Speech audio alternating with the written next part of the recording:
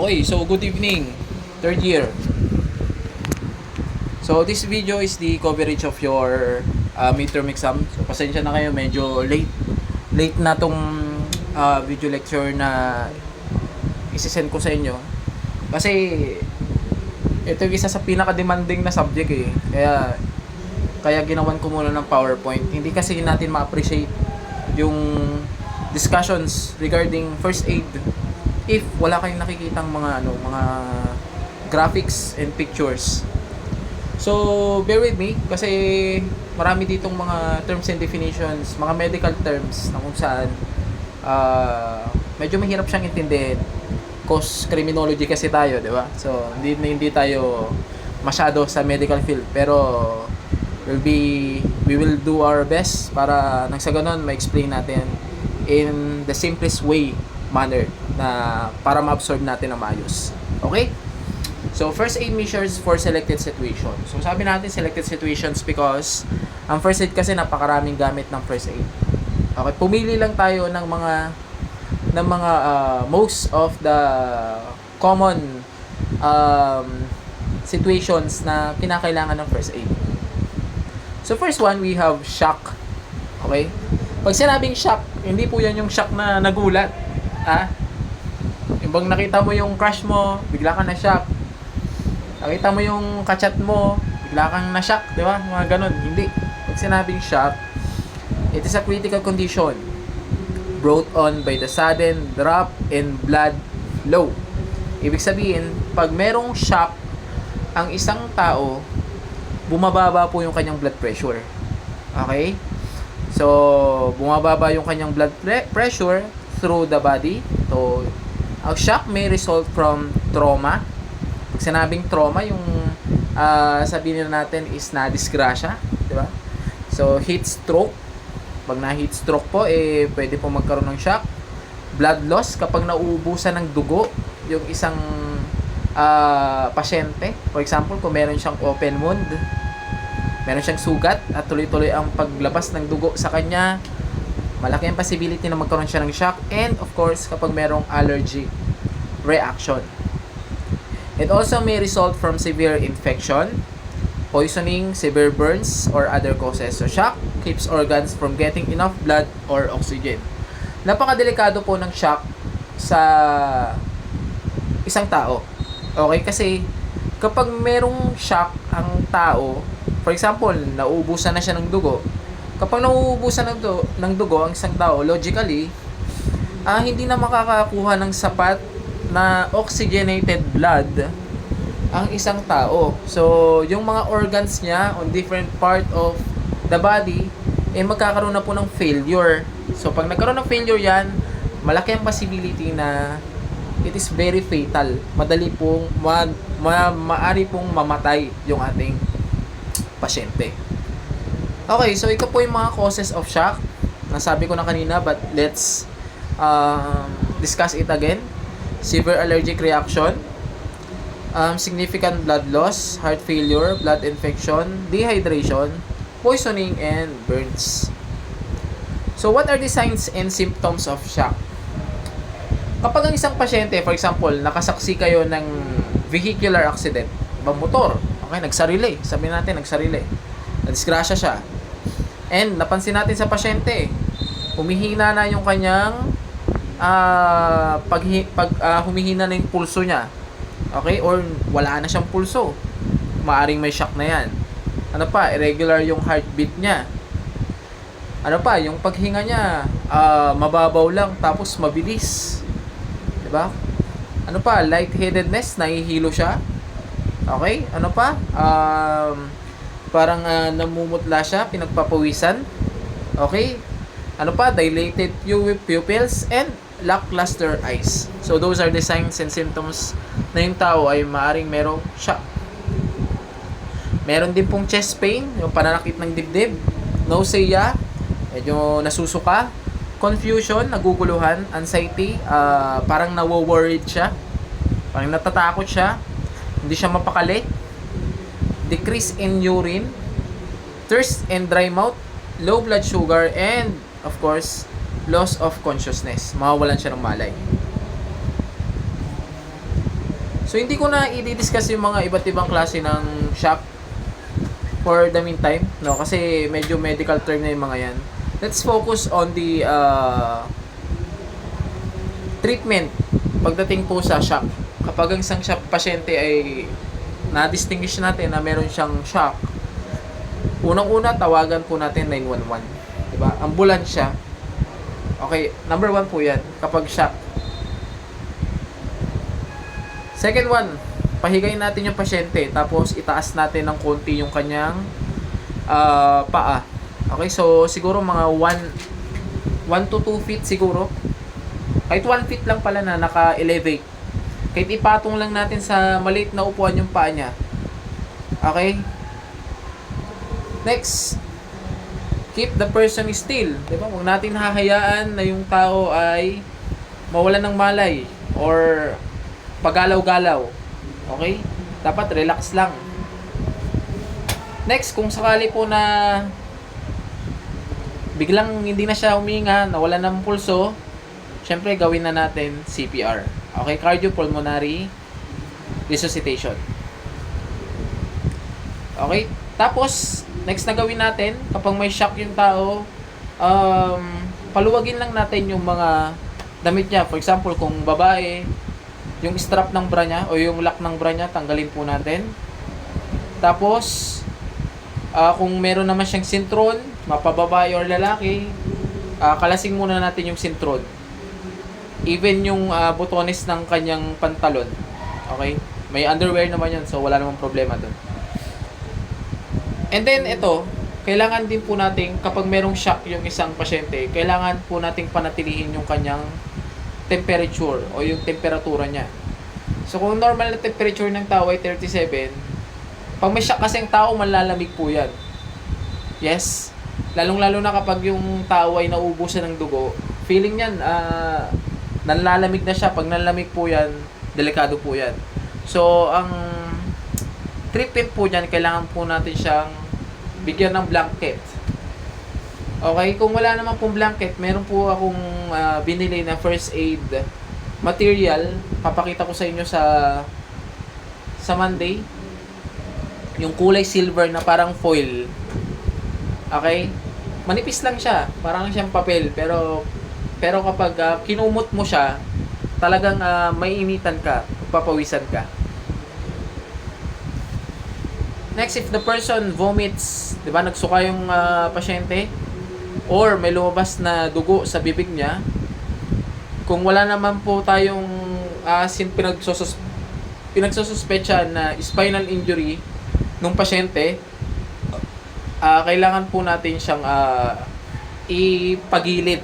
Okay? Kumbaga, i-recovery position natin siya. Kasi kapag nakahiga siya, tapos nagsusuka siya, maaari siyang mabulunan. Okay? Magkaroon siya ng choking. Pag nag-choking siya, hindi nga siya mamamatay sa shock, pero mamamatay naman siya sa pagkakasakal. Okay? Magkakaroon po ng asphyxiation. Mahirapan siyang huminga. Okay, so next one, we have drowning. So, in drowning, pag sa Tagalog, that is pagkalunod. Ano yung mga first aid kapag nalunod ang isang pasyente? So, first one, defined. Drowning is the process of experiencing respiratory impairment from submersion or immersion in a liquid. So, ibig sabihin, kapag nalulunod daw ang isang tao, nahihirapan mag-function yung respiratory system ng isang tao. Okay, particularly, yung kanyang baga, okay, nahihirapan pong makareceive ng oxygen. At kapag hindi po nakaka-receive ng oxygen ng baga ng isang tao, mamamatay siya. Okay? This can be fatal, resulting in death, or non-fatal, so resulting in survival with or without injury. The term can also be used metaphorically to mean being overwhelmed by something like work or emotions. Alam niyo, kadalasan sa mga nalulunod, yung mga taong marunong lumangoy. Kasi, psychologically, kung alam mo hindi ka marunong lumangoy, hindi ka pupunta sa malalim na lugar, tama? Pero kung alam mo marunong kang lumangoy, yan, medyo magpapakitang gilas ka or kailangan mo ng excitement, pupunta ka sa malalim eh. Sometimes yung nangyayari kasi nagkakaroon po ng cramps or namumulikat yung yung pasyente. And then, that's the time na mahirapan siyang lumangoy, kaya siya nalulunod. Kaya warning po sa mga marunong lumangoy dyan, please lang, mas maganda paglalangoy, lagi pong may kasama palagi. By the way, tuturo naman natin yan kapag water survival na tayo. So, good luck. So, ano pang mga senyales na merong nalulunod? First one, silent. Okay? There's no spare breath to call help. Ibig sabihin, hindi na makatawag ng tulong eh. So, nalulunod na siya. Second one, bobbing up and down. Their mouth could dip below the water surface, pop up just enough to breathe, and sink back down. Okay, third one, stiff arm. Fourth, still, di na gumagalaw, and yun, yung mga signs of drowning. So, focus na tayo sa drowning, first aid. Siyempre, una, get help. Kailangan nating, kung may pupunta tayo sa resort, kailangan meron pong lifeguard na available. Ang resort, tandaan nyo, hindi pwedeng mag-operate yan kung walang lifeguard. Laging merong lifeguard yan. Hindi po namin binibigyan ng certificate yung mga may business na resort kung wala po silang may presenta na lifeguard. So, kapag meron pong drowning incident, may nalulunod, kailangan po nating sabihan yung lifeguard agad. Okay, ngayon kung wala pong lifeguard, tawag po tayo ng 911. Pero, pagkatapos nating tumawag ng 911, let's follow this instruction. Pangalawa, move the person quickly and safely. Take the person out of the water. So, etong pagsagip sa isang tao na nalulunod, of course kapag marunong ka lang lumangoy. Pag hindi ka marunong lumangoy, hindi to advisable. Kasi malulunod ka din, di ba? Problema ka rin. So, kapag marunong lumangoy, pwede. Pupuntahan yung pasyente, and then dadalhin siya sa isang lugar na wala pong tubig. Check to see if they're conscious. Shout to get a response. Tap their shoulder and shout again. So, kapag kaahon natin doon sa pasyente, syempre, tingnan natin kung conscious pa siya. Pag conscious siya, malamang hindi pa nalulunod yan. Okay? Mga nakainom lang ng konting tubig na merong ihi. Okay? Kung swimming pool. Pero kapag unconscious yan yung problema natin. So, kapag hindi nag-response, anong gagawin? Dadalhin siya sa isang firm na surface or flat surface. Then, mag-i-start na tayo ng CPR. Okay? So, paano ba mag-CPR? So, tandaan lang natin yung letters na compressions, airway, breathing. CAB. Okay, compression, airway, breathing. So, first one, begin chest compression. Ito na po yung luluhod ka sa bandang shoulder level ng pasyente. Pangalawa, place the heel of one hand on the center of their chest at the nipple line. Okay? Yung pasyente nyo, merong nipple yan, di ba? O yung sa Pangasinan, musing. Okay? Imagine a parallel line between them, and then dun nyo po ilalagay yung heel ng yung kamay. Place your other hand on top of it and keep your arms straight. So by the way, ang CPR naman, it is our next activity on Thursday. So Tuesday, may exam tayo. Thursday naman, let's discuss about the cardiopulmonary resuscitation. Okay, so magsi-CPR na tayo sa Thursday. Okay, next, press down hard at least 2 inches. Magkaiba po yung lalim ng CPR sa bata at saka sa adult. Hindi pwede na kung ano yung lalim ng paglubog ng kamay natin sa adult, ganun din sa bata. Ba, madudurog yung buto ng bata. Sir, meron bang pagkakataon na kapag nag-CPR, nadudurog yung ribs ng pasyente? Yes, may pagkakataon na ganun. Lalong-lalo na kung yung pasyente ay matanda na. Ibig sabihin, yung buto kasi pag matanda na, lupok na yon. Pagka-compress mo, merong tumunog, tik, sabi niya, parang naramdaman mo talaga na merong naputol na buto doon sa rib niya. Kailangan ba nating itigil yung CPR? The answer is no. Kailangan pa rin nating ituloy yung pag-CPR. Okay? Hindi ko sinasabi na natural lang yun. Ang sinasabi ko, possible talaga na magkaroon ng ganon. But still, priority pa rin natin na makuha yung maibalik yung pulso at paghinga ng pasyente. So, kailangan pa rin nating ituloy yung pag-CPR. So, tandaan po natin na 2 inches yung lalim dapat ng kamay kapag magko-compress tayo. Pag ilulubog natin yung kamay natin doon sa dibdib ng pasyente, kapag adult yung pasyente, 2 inches. Okay? And then, kung ang gagawin natin ay hands-only CPR, pag sinabing hands-only, hindi tayo gagamit ng mouth-to-mouth resuscitation.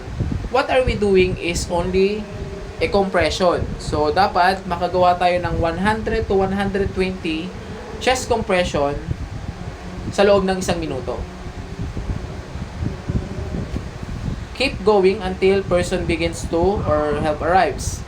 Kung halimbawa naman, trained ka na rescuer, pwede kang gumamit ng cardiopulmonary resuscitation o yung mouth-to-mouth resuscitation.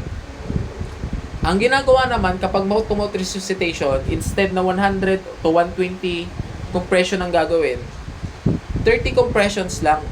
Okay, 30 compressions sa dibdib and then 2 blows sa bibig. Okay? 30 compressions and 2 blows. Okay, so tapos na tayo sa compression. Next, open their airway. So, paano ba natin i-open yung airway nila? Kailangan po natin na medyo itingala yung ulo ng pasyente. Titingala natin ng konti. Okay? Kasi kapag nakatungo or nakayuko yung ulo ng pasyente pag nagsi-CPR ka or kapag bibigyan mo siya ng hangin sa mouth-to-mouth resuscitation, hindi po pupunta sa baga niya yung hangin na ibibigay mo kasi naiipit yung leeg niya. So, dapat po yan na medyo nakatingala. And then, kapag nakatingala na, ang gagawin naman, yung kanyang baba ay hihilain nyo pababa. Okay? Para ma-i-open yung kanyang mouth. Tapos, next, breathe for them. Okay? Ito na yung bibigyan mo siya ng hangin. Pag bibigyan na natin siya ng hangin, tandaan nyo, nakatingala, nakababa yung baba, nakabukas yung bibig, at kailangan po nating ipitin yung ilong niya. Sir, bakit kailangan ipitin yung ilong? Para kapag binugahan mo siya, yung hangin na ibubuga mo, hindi po lalabas sa ilong niya. Lahat po ng hangin mapupunta doon sa baga. Okay, so cover their mouth with your own. So, kailangan nakasealed talaga pag nagma-mouth to mouth, kailangan walang lalabas na hangin. Breathe into their mouth for 1 second. Okay? Tapos tingnan nyo kung yung chest niya o yung kanyang dibdib ay aangat. Kapag umangat yung dibdib niya, ibig sabihin, nabibigyan nyo nga siya ng hangin. Pero pag hindi siya umaangat, may mali dun sa ginawa mo. If their chest rises, give a second breath. If it doesn't, tilt their head back and lift their chin again. Repeat your breath. Take care not to breathe with too much force. Okay? So, hindi ibig sabihin na kailangan nyo siyang bigyan ng hangin, lalakasan nyo na yung buga ninyo. Yung sakto lang na pagbuga. Huwag mahina at huwag malakas. Then next, give 30 more chest compression followed by another 2 more rescue breathing. Okay, ito naman para sa bata at saka sa mga babies. For small child, you only need to use 1 hand. Hindi mo na pwedeng gamitin yung 2 kamay mo. Kahit isa lang, kasi bata lang naman yan. Okay? Siyempre, ganun pa rin sa center ng chest niya, nipple line. Para sa baby naman, kung yung baby yung nalunod, hindi po yung buong kamay ang gagamitin, kahit yung thumb lang. Okay, itong hinlalaki lang ang gamitin natin na pang chest compression. Keep your arms straight, of course, parehas din sa mga adult. Press down hard and fast. So, at least 2 inches pa rin kapag sa bata. Pero kapag baby, yung ating pasyente, 1.5 inches lang. Keep a fair, quick rhythm at the rate of, pares lang sa adult, 100 to 120 per minute. And start rescue breathing after 30 chest compression. Kung halimbawa, ikaw ay marunong mag mouth-to-mouth resuscitation. So, open the airway, of course. Parehas lang din to sa mga adult.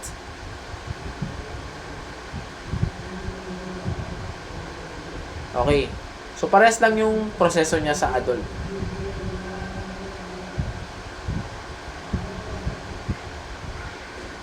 Okay. So, maybe this is our last topic for this evening. Tutuloy na lang natin bukas ng umaga. By the way, Tuesday pa naman yung exam ninyo, so makakabol pa naman kayo. Pwede pa kayo mag-review ng Monday. So, third one, we have wound or sugat. So, pag sinabing wound, dalawang klase yan. We have open wound and closed wound. Pag sinabing open, lumalabas yung dugo. Okay? Pero pag close, may sugat siya, pero hindi makalabas yung dugo. Kasi nga, hindi naka-open yung skin mo. Kaya nga closed wound. So, we have types and causes of open wounds. Una, yung tinatawag natin na abrasion o yung gasgas. So, that is a scrape or flesh-eating injury where the top layer of skin is scraped off by friction. So, kadalasan, ito po yung nangyayari kapag tumatakbo tayo and then suddenly, nadapa tayo. Parang yung nangyari dun sa isang kaklase nyo sa Block A. Diba? Imbes na nag-rescue siya, binuhat niya yung kaklase niya, nag-fireman's carry, pero hindi kasi careful yung pagtakbo niya, kaya nadapa siya. So I thought nagasgas yata siya, ang tawag doon ay abrasion. So second one, we have incised wounds. So pag sinabing incised wound, para siyang hiwa, manipis na hiwa lang siya. A clean, straight cut with sharp edges. So, common cause by sharp objects like knife, razor, o kaya yung blade, or even yung mga piece of glasses. So, pag sinabing lacerated wound naman, para siyang incised wound, pero mas malalaki na yung ano niya, yung hiwa niya. 'Di ba? Hindi lang siya parang linya. So, maaring ito ay nasugat mula sa kutsilyo. Diba? Parang nasaksak ng kutsilyo. Kaya ganyan kalaki yung hiwa niya. It is a deep, irregular cut or tear in skin caused by blunt force. So, pag... mali ito Sorry, hindi to lacerated Paki-correction na lang. It is punctured wound. Punctured. Okay, punctured wound. So, punctured wound, yan naman po ay natusok. Okay?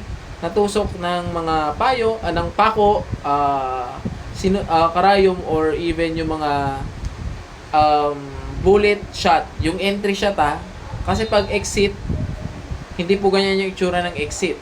Pag entry, pagpasok ng bala sa isang tao, ganyan.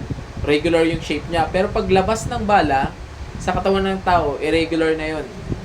Hindi na yan ganyan kalinis. Talagang sabog po yung yung itsura nung laman at balat ng tao. So, ang tawag po dyan ay punctured wound.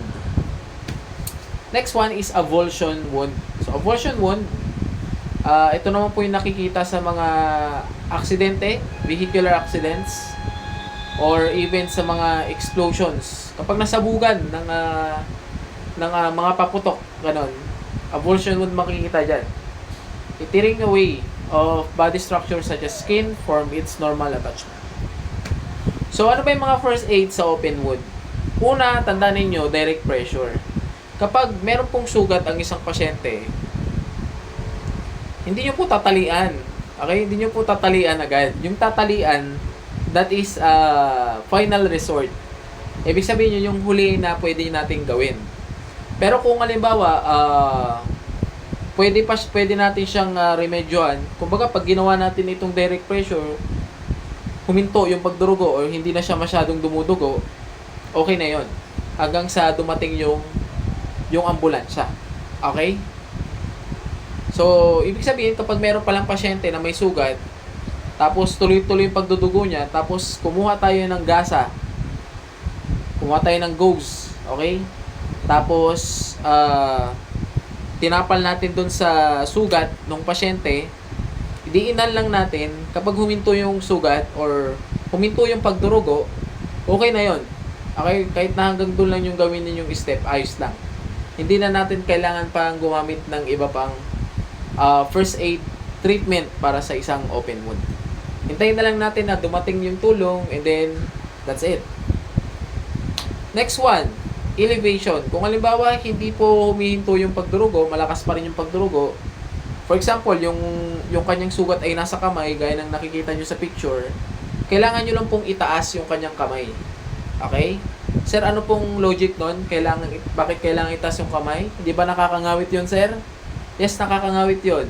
Pero, pag naka-elevate kasi or nakataas yung parte ng katawan ng tao na may sugat, yung dugo ay mahihirapan pong umakyat doon sa parte ng katawan na merong sugat. So, meaning, kahit papano, mababawasan po yung pagdaloy po ng dugo kung naka-elevate or nakataas po yung sugat. Okay, sir, ano pong basehan sa pagtaas po ng parte ng katawan ng tao na may sugat? Okay, so long as it is above the heart level. Kasi ang basehan natin yung puso eh.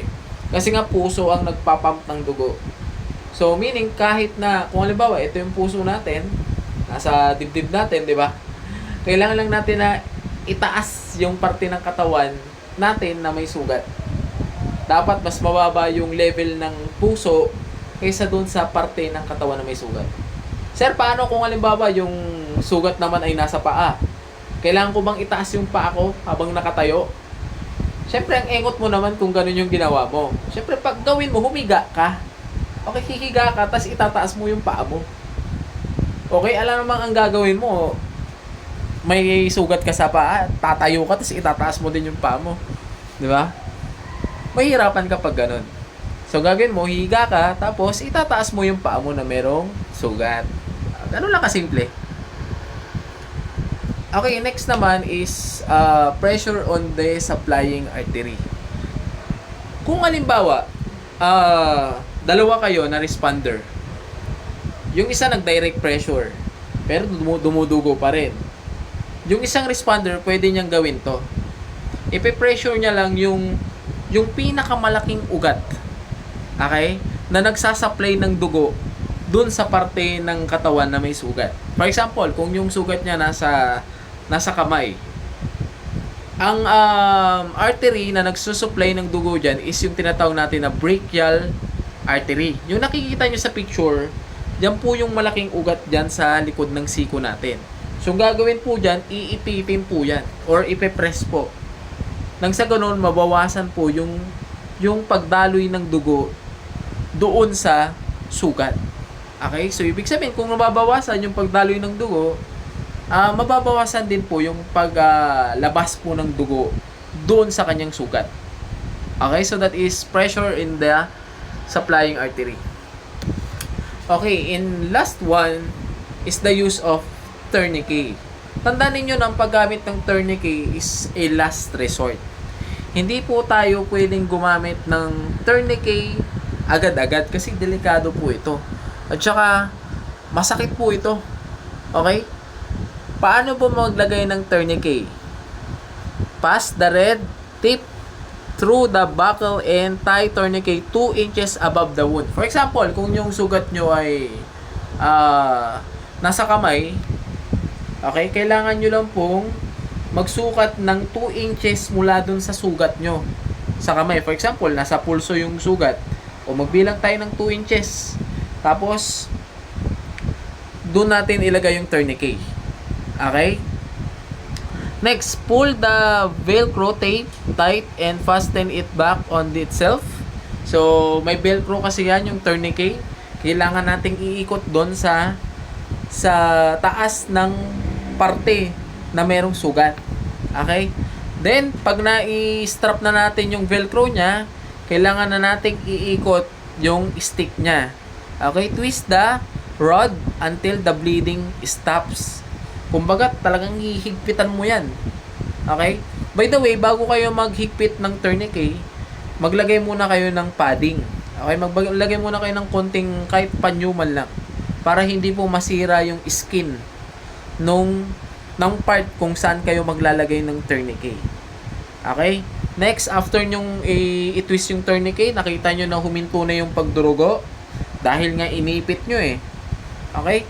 Ilak na natin yung tourniquet and isulat nyo po kung anong oras ninyo nilagay yung tourniquet. Importante po yan na kailangan ilagay nyo yung sulat. Wag na wag rin po ninyong tatakpan yung parte ng katawan ng tao or ng pasyente na nilagyan nyo ng tourniquet. Isa pa, wag na wag nyo pong tatanggalin yung tourniquet. Wala pong ibang pwedeng magtanggal niyan kundi doktor lang. Okay, next. Dressing. So, ang dressing naman, ginagamitan po yan ng mga sterile padding na nilalagay po mismo dun sa parte ng pasyente na merong sugat. Tandaan ninyo, kapag naglagay kayo ng dressing or ng gasa or ng padding sa isang sugat, tapos napuno na ng dugo, di ba? Kasi kung tuloy-tuloy yung paglabas ng dugo, wag niyong papalitan yung padding kahit punong-puno ng dugo. Ang kailangan nyo lang po, dagdagan nyo lang ng dagdagan yung padding. Okay? Dagdagan nyo lang ng dagdagan. Tapos pagka dagdag nyo ng dagdag, and then tsaka nyo siya i-dressing. Okay? That's it. After dressing, of course, bandaging. So, gagawin din natin to sa Thursday. So, ang topic natin, CPR and bandaging. So, bandaging, ginagamitan po yan ng triangular bandage. So, ang bandaging po, ginagawa po yan para ma-secure yung dressing.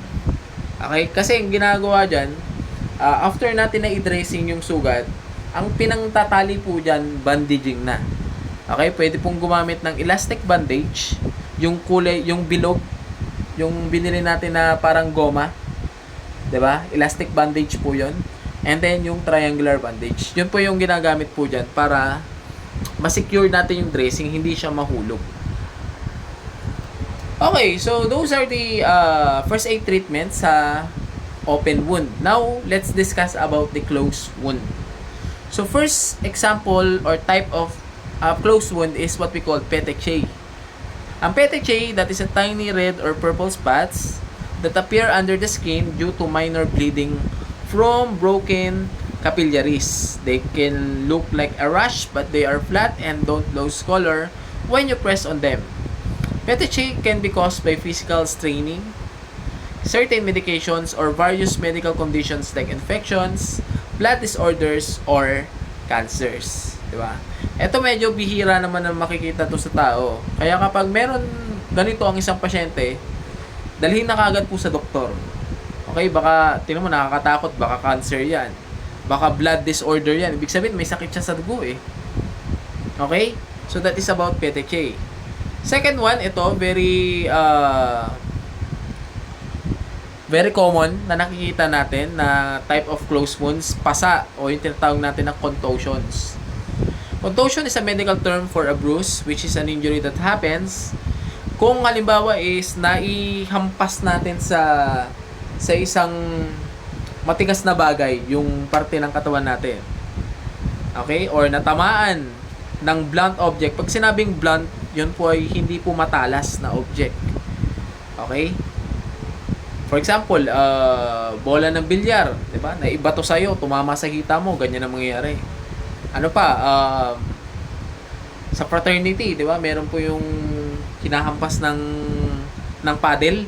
Okay? Nagkakaroon din ng ganyan, 'di ba? Tawag po diyan ay contusion. Next one, we have strain. Okay. Actually, may pinagkaiba yung strain at saka sprain. Pag sinabing strain, that is injury to a muscle or a tendon. Okay, a tendon. Pag sinabing tendon, that is a tissue that connects muscle to bone. Ulitin ko. Ang tendon, yan po yung nagkokonekta sa muscle ng isang tao at sa buto ng isang tao. Okay? So, ang strain that is caused by stretching or tearing it too far, it is often called pulled muscle and can range from mild overstretching to a complete tear, resulting in symptoms like pain, swelling, muscle spasms, and weakness.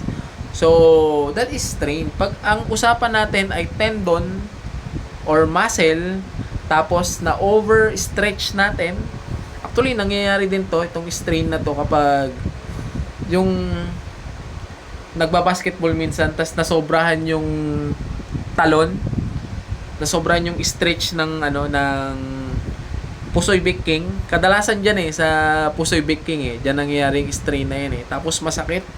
That is what we call strain. Ang sprain naman, ito po yung kapag natapilok ka, kagaya ng nasa picture. It is an injury that happens when one of your ligaments is stretched or torn. So, ligaments are bands of tissue that connect bones through your body. Pag sinabing ligaments naman, yan po yung nagkokonekta sa buto at buto. Okay, ulitin ko Pag strain, okay, strain na letter T. Ang usapan, ang na-damage po dyan is tendon tsaka muscle. Pag sinabing tendon, yun yung nagkokonekta ng muscle sa buto. Pero pag sinabi natin na sprain, letter P, ang nagkokonekta po dyan is ligaments. Buto sa buto. Okay? Buto sa buto. Pag nag-overstretch po yan, or napunit po yung ligaments na yan, ang tawag po dyan ay sprain. Okay, so punta tayo sa first aid ng closed wounds. Unang-una, syempre, cold compress.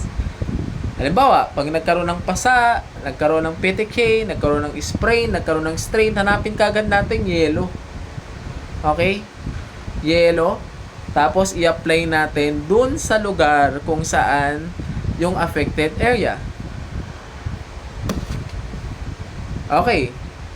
Next naman, kung meron pong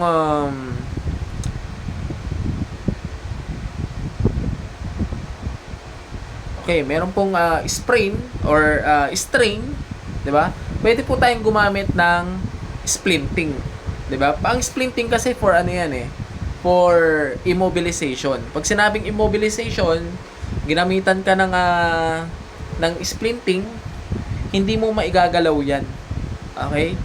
Or gusto mo mang galawin, hindi po magalaw para ma-avoid po yung further injury. Kasi kapag meron pong sprain or strain ang isang pasyente, maaari pong madagdagan po yung pain or yung pananakit na nararamdaman po niya. So, it is better po na kailangan naka-bandaging po yan and naka-splint po dapat. Okay, so as I said, hanggang dyan na lang muna yung discussions natin since this is a Sabado night.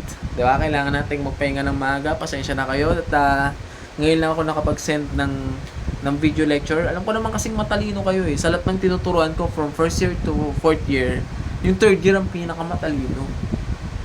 'Di ba? Okay, hindi ko napapakita yung itsura ko. So that's it. Good evening and have a nice evening sa inyo.